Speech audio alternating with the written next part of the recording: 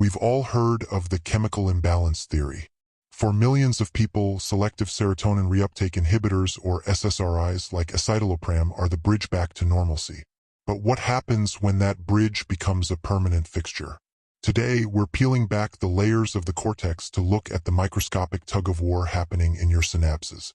We're talking about neuroadaptation, and why your brain chemistry changes so fundamentally that stopping isn't as simple as just putting the bottle away.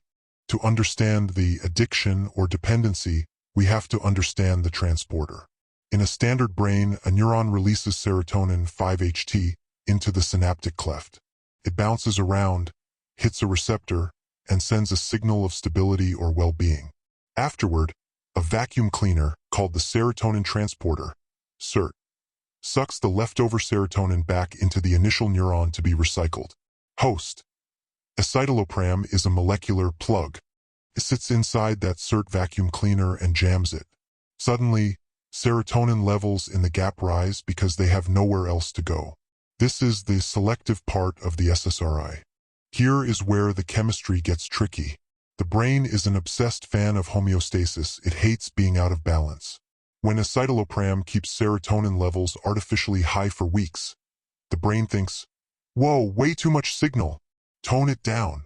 To compensate, the brain performs two major moves. Downregulation. The receiving neuron actually deletes some of its receptors. If there are fewer ears to listen, the loud volume of serotonin doesn't feel as intense. Synthesis reduction. The brain may slow down its own natural production of serotonin because it perceives a surplus. Host. This is neuroplasticity in reverse. Your brain is literally rewiring its hardware to account for the presence of the drug.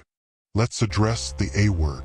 Technically, clinicians distinguish between addiction, craving a high, and physical dependence, needing the substance to function. Escitalopram doesn't usually cause the frantic drug-seeking behavior seen with dopamine-heavy drugs like cocaine. However, the chemical dependency is very real. Because your brain has deleted receptors and slowed production, it is now optimized for a high serotonin environment. Host. If you suddenly remove the escitalopram, the vacuum cleaners start working again, but you have no receptors left to catch the signals. This creates a serotonin crash, or SSRI discontinuation syndrome. This isn't just feeling sad. When the chemistry crashes, users report brain zaps, electrical shock sensations in the skull, dizziness. The vestibular system is heavily influenced by serotonin. Emotional lability, extreme irritability, or crying spells. Your brain is essentially screaming because it's trying to operate a high-speed system with hardware, receptors, that it threw away months ago. It takes weeks or months for the brain to grow those receptors back. Does this mean escitalopram is bad? Healing isn't just about adding a chemical. It's about giving the brain the time and stability to find its own balance again. Host.